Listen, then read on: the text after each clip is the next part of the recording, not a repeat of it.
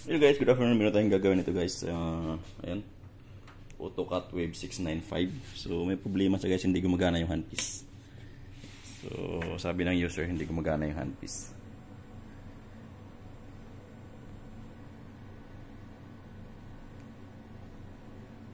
So tingnan natin kung ano yung problema. Pag mga ganitong issue guys, walang problema yung unit. Ang issue lang nito is yung pinaka handpiece niya mismo. Pag mga ganito hindi gumagana. Ngayon, ang gagawin din is lilinisan lang natin guys para gagana siya ulit. So ayan, ito yun, yan, hindi siya gagana kahit i-on ko na siya dito guys. So i-on ko na siya dito, ayan, yan. Pero pag pinindot mo dito guys, wala siya. So, kahit anong pindot mo dyan, hindi ka rin gumagana guys. So, ngayon guys, ang gagawin lang natin is lilinisin lang natin yan. So, patay natin. So, tanggalin lang natin yung handpiece. Yan. Tapos, bubuksan na natin yung handpiece guys. Ayan. So, tabi muna natin yung ating machine. Sa mga ganito guys, napakadali lang gawin to. So, napaka basic lang to guys.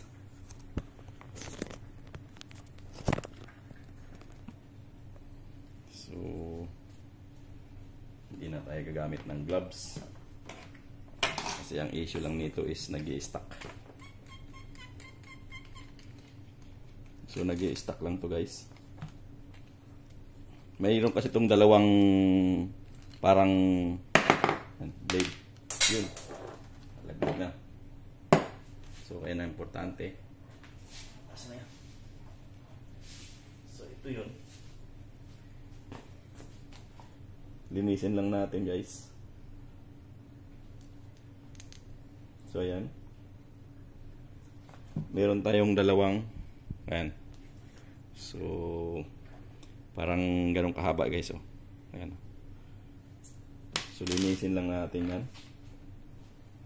Magpapalit na rin tayo ng ano guys, o-ring para sigurado. So nandito yung toolbox ko ng aking spare parts. So, may mga ano yan, ayan. May panlinis.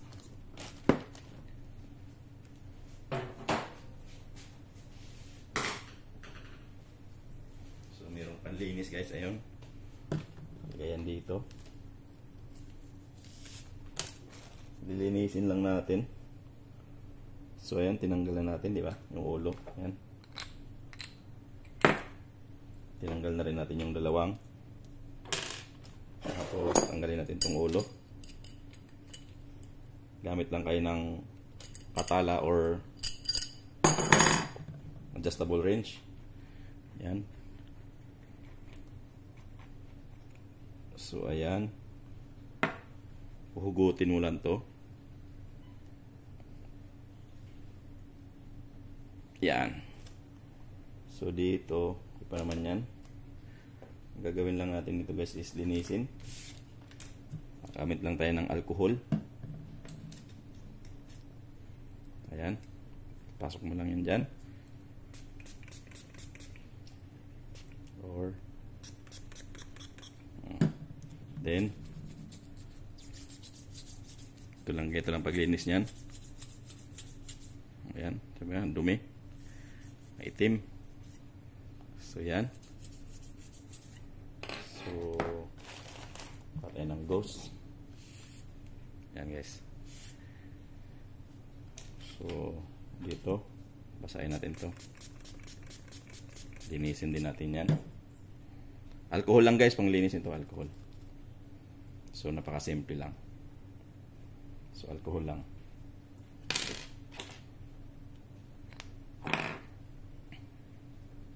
Palit tayo ng o-ring. So may o-ring pa tayo.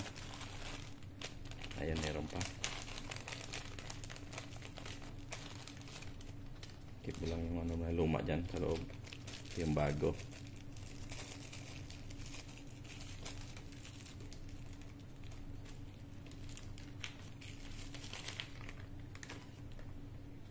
So, ayan. Ito. Uy, malaki to. So, maliit. Kailangan ko maliit. Ito.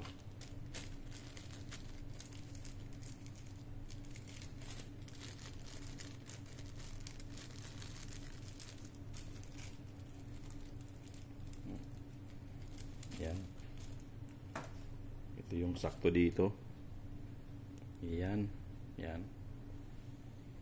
Ganyan. So, ito na to. Balik natin yan. So, dito tayo. So, ngayon guys, tingnan natin kung ayan. Kung maglalaro na ba to. Yan. So, maluwag na siya. Ayan. Okay na. Linis lang. So, dito sa ano guys, ito, lilinisin mo din yan sa sobrang dumi.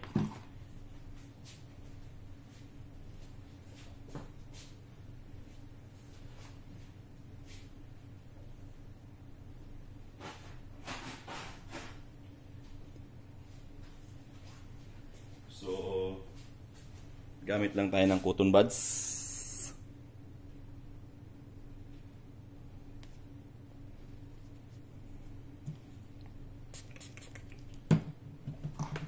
Ayan, tingnan mo ito ang dumi-dumi. Guys.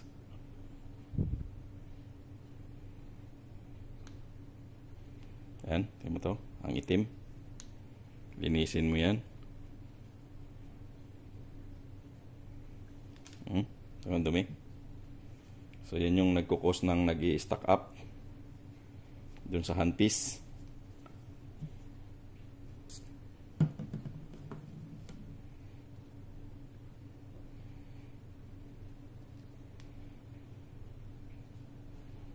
So, ayan guys, oh. Medyo malinis na.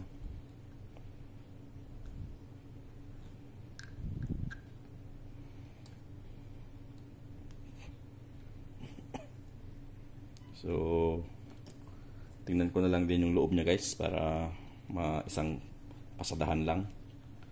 So, buksan natin itong kanyang handpiece. Ito ng screwdriver.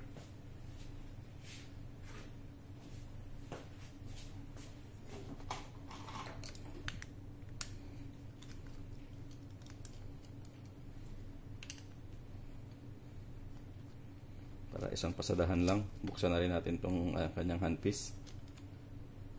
Itong madalian. Yan.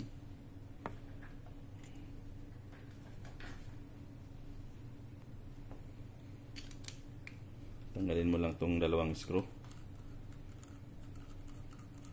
Para AC.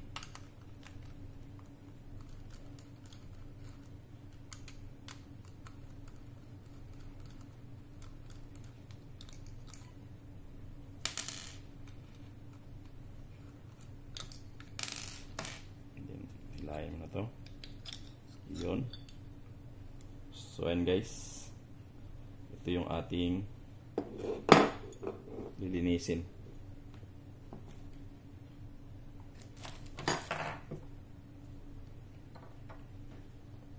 Gamit lang tayo ng bulak. Panlinis lang. Alcohol. So ayan guys, napapansin mo yan. Ayan.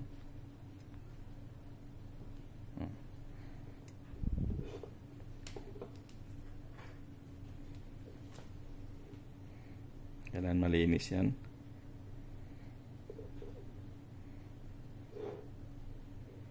So ito guys, pwede rin tayo magpalit ng ating, meron din tayong pampalit dito guys. Ayan, pampalit natin. Pwede natin magpalit tayo nito. Tingnan ko muna kung makapatanggal ko ito. Ito kasi is mahirap tanggalin.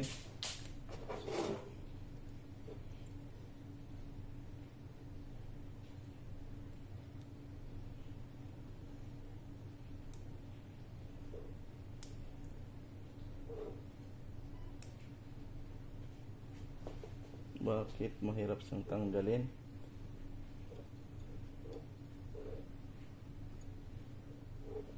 Kasi alam ko di ganito lang to yun.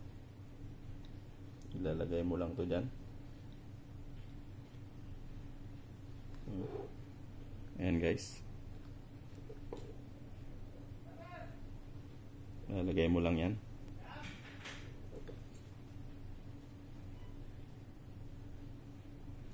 Ayan. Pero bakit? Yan. Ayan guys, oh. Tatanggalin natin yung luma guys bago natin maglagay tayo ng bago. So yung luma tatanggalin muna natin. So tusukin mo lang to ng ayan, tigas. So yan. Ayan guys, oh. Kita mo yan guys. Durog na. So yan. Ito guys, oh. So medyo ano na siya. So papalitan natin ng bago. Ito yung bago guys.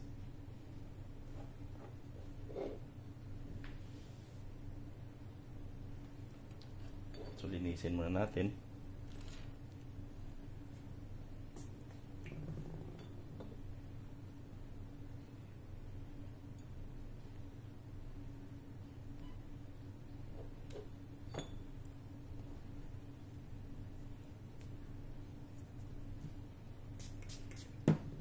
So ito guys, napaka-simple lang to.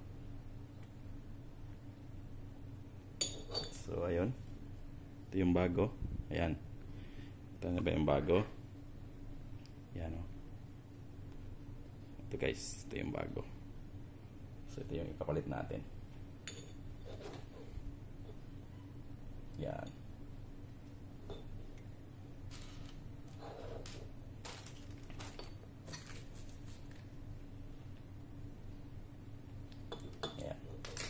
So yan, lumayan.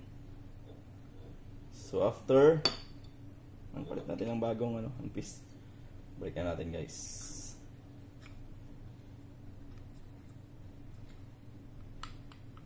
Yan.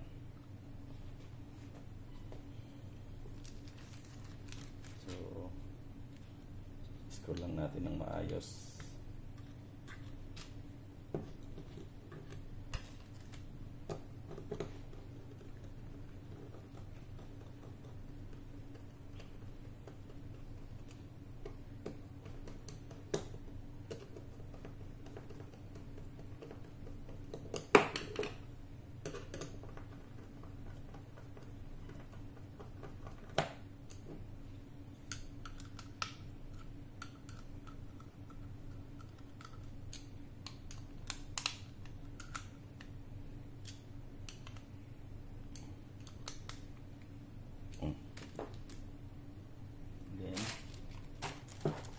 Natin to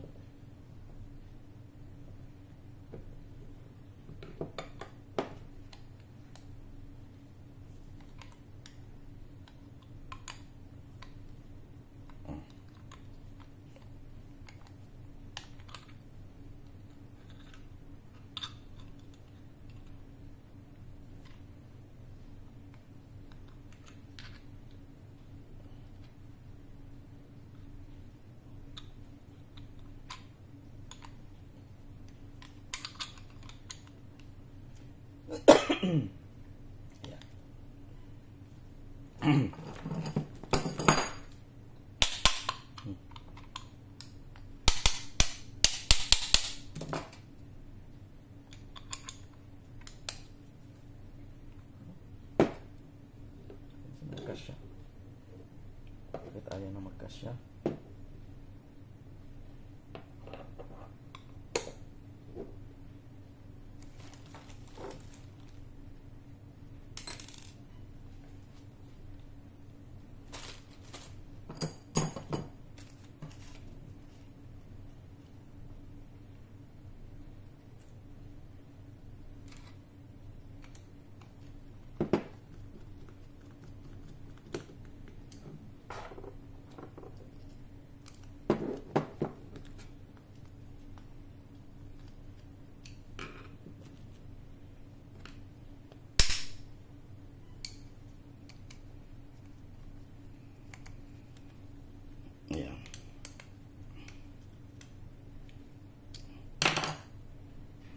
Napakabilis lang to gawin.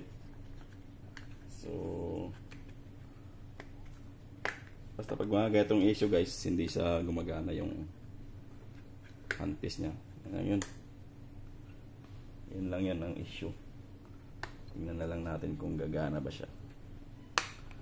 Okay. So,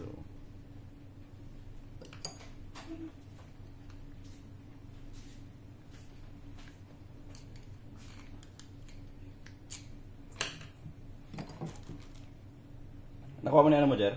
Yo, ito. Gagamitin ko bukas. Ay, ngayon pala.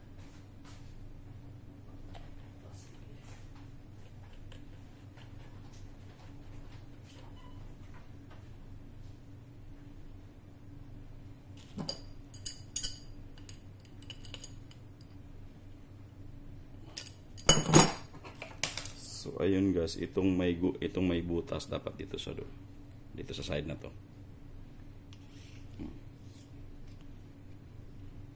Yan. Yan. Tapos balik lang natin yung bulitas.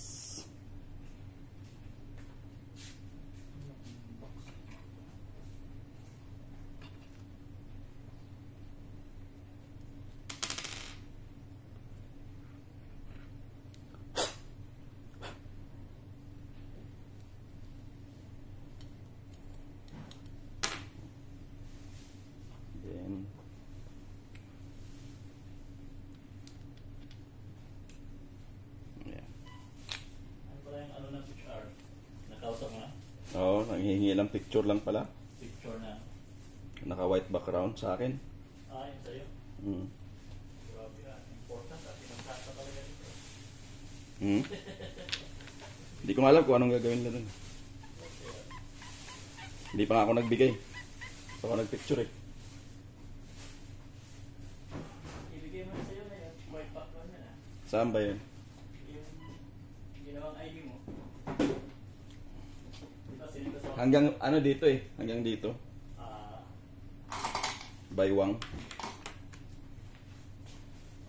So ayun.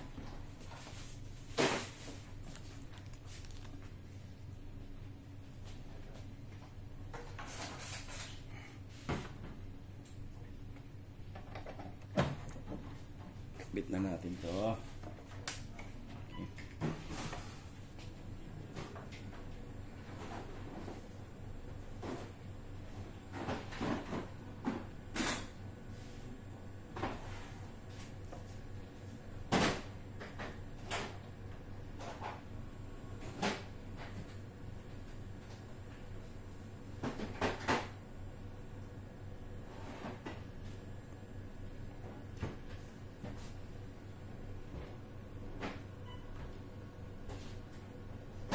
Yan. So try na natin.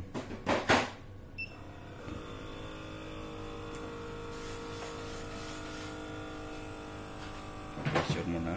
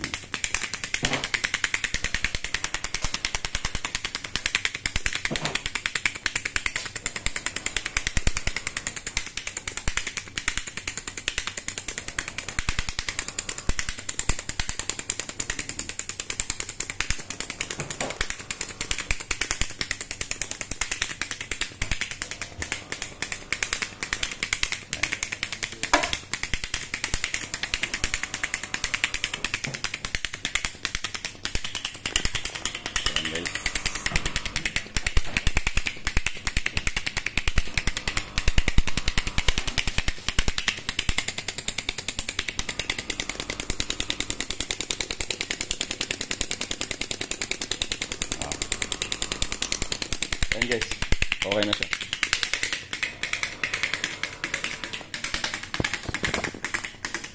Ayan. Ayan lang ngayon guys. Oh. Okay na siya. Ito pang ano to eh. Pang shockwave lang to guys eh. Pang shockwave. Ayan. Magana siya guys. So alam mo yung tumutunog niyan guys, yung pumapalo, yung dalawang parang screw sa loob. Ayan tumutulak. So, ayan o. So ayan, okay na. Ayan o. Ayan. So ayan. Okay na.